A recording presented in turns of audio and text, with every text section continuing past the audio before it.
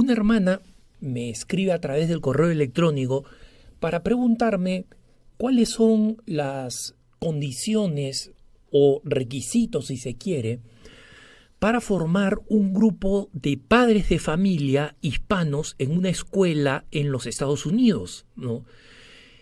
Muchos de los papás están felices de tener a sus hijos en una escuela católica, pero no hablan muy bien el inglés o hablan poco el inglés y en consecuencia se encuentran en una situación en la que les es difícil participar de las actividades propias de la parroquia vinculada o asociada al colegio, a la escuela católica.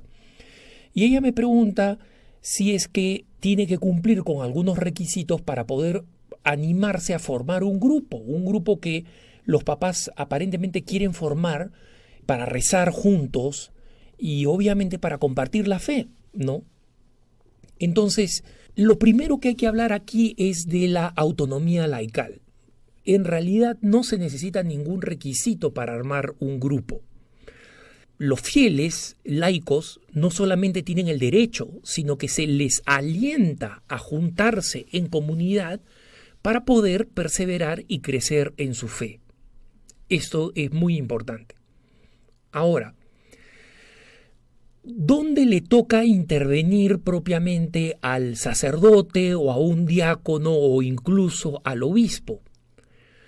Cuando su presencia es necesaria o cuando la naturaleza del grupo requiere que el sacerdote o el obispo lo conozca. Explico esto de manera más sencilla. Primero expliquemos cuando la naturaleza del grupo requiere que el obispo o el sacerdote esté informado. El laico se reúne, tiene el derecho a reunirse, pero si quieren utilizar un ambiente de la parroquia y no van a reunirse de casa en casa como a veces sucede, ¿no? Y está muy bien hacerlo porque es parte, digamos, de la iglesia doméstica, le tienen que decir al sacerdote: queremos juntarnos para rezar, para tener este grupo de compartir, y este grupo muy bien puede comenzar a reunirse una vez que se le asigna un lugar y una hora determinada en la parroquia. Ciertamente, lo mejor es reunirse en la parroquia. Está bien reunirse de casa en casa, es muy bueno, pero no siempre es confortable, no siempre el espacio es suficiente y a veces para el que hospeda al grupo puede ser un poco complicado o sentirse como buenos latinos obligados a poner algunas galletitas, algunas cuestiones, aunque no son necesarias. En eso los norteamericanos son muy prácticos. Si vamos a comer algo, cada uno trae algo y punto, ¿no? O se rotan en casas y la casa que aloja pone el alimento principal y el resto pone los contornos, ¿no? Esto también lo podemos hacer nosotros. Pero lo más importante es entender que tenemos la absoluta libertad y que no hay ninguna burocracia necesaria para armar un grupo. Basta que las personas que desean hacer el grupo se junten en un momento y digan: queremos hacer un grupo. ¿Dónde nos vamos a reunir? Si la decisión es en las instalaciones de la parroquia o del colegio, se habla con el párroco, se habla con el director, la directora del colegio y se asume inmediatamente la responsabilidad de reunirse en determinadas ocasiones. Pero decía que hay dos razones muchas veces para las cuales se necesitan contactar a las autoridades eclesiásticas. En este caso es por una cuestión práctica y es bueno también porque al mismo tiempo se le informa al sacerdote que existe este grupo y es bueno que él lo sepa porque probablemente necesite apoyo de oración y él diga: por favor, a este grupo que también está vinculado a la parroquia o al colegio le queremos pedir oraciones, y entonces forman parte de la comunidad espiritual de la parroquia y del colegio. Entonces eso es muy bueno y muy hermoso porque habla precisamente de nuestra eclesialidad, ¿no? De nuestra identidad eclesial. El otro caso, sin embargo, es cuando el grupo va a ser algo más que un grupo de oración. Un grupo de oración es un grupo donde nos reunimos, compartimos un poco nuestras cosas, compartimos las dificultades en las que estamos, las dificultades de nuestros familiares, los pedidos de oración que hemos recibido o que hemos ofrecido, Y entonces esta comunidad sabe por qué va a rezar, sabe por qué intención va a rezar. Pueden haber intenciones confidenciales y decir tengo una intención particular y simplemente anunciarla como tal, ¿no? Pero todas estas intenciones se ponen en la mesa, se comparten y en el compartir contamos un poquito y hacemos un poquito de liberación interior al contar estas dificultades y luego se procede a rezar, ¿no? El rosario es lo mejor, la coronilla de la Divina Misericordia, en fin, se decide qué cosa se reza y cuánto se reza de una manera orgánica, ¿no? De una manera acordada.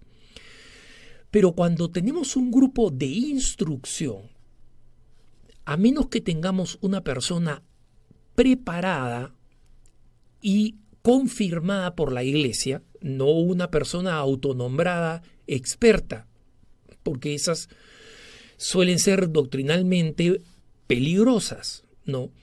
Pero alguien que realmente tiene esta capacidad de formación, allí nosotros necesitamos hablar con el sacerdote y decirle, usted como sacerdote, cualquier otra persona que esté preparada puede ayudarnos y darnos formación.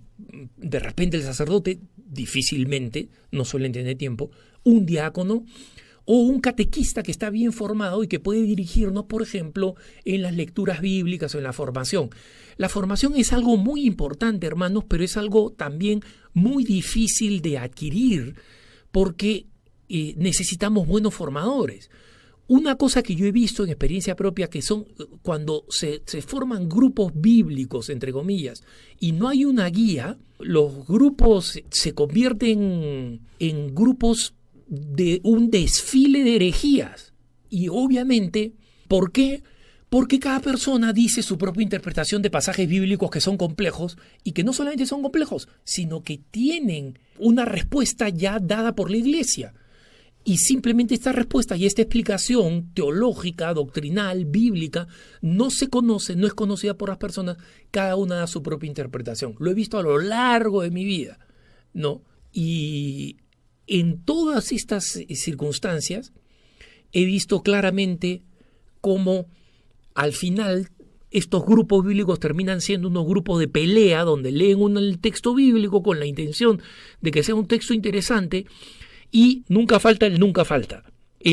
Perdón, yo creo que en realidad esto significa que en vez de la Trinidad, Dios son 4 personas. O sea, salta ¿y quién le va a discutir a esta persona que piensa que esa es su convicción y que no hay otra persona en el grupo que tenga ningún tipo de autoridad para corregirlo? ¿No?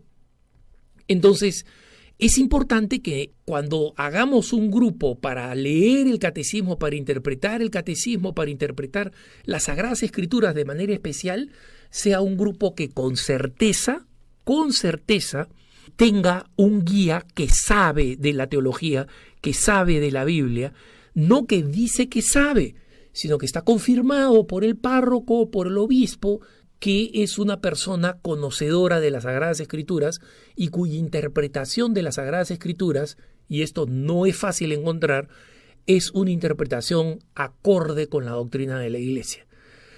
Porque lamentablemente, como decía el Papa Benedicto XVI, la exégesis bíblica está en crisis y la cantidad de personas que hacen interpretaciones bíblicas que son desastrosas no son pocas.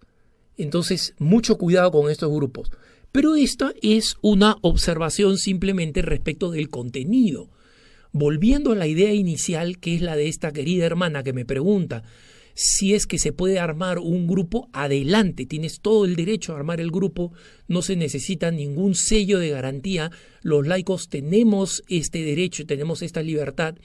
Siempre es bueno por una cuestión de coordinación que el párroco sepa que existimos como grupo, y el párroco probablemente se anime a darle un poco más de atención, a darle tiempo, a visitar el grupo en alguna ocasión, a dirigirles algunas palabras, a pedir la colaboración para algunos proyectos que tienen que ver con la Iglesia, es decir, a ayudarnos a hacer Iglesia, a que este grupo sea un grupo aún más hermoso porque se ve integrado a la comunidad eclesial. Pero la manera de comenzar es comenzando. Junta a los que se quieren juntar, determinen dónde se quieren juntar, determinen de qué cosas quieren conversar y qué cosas quieren rezar.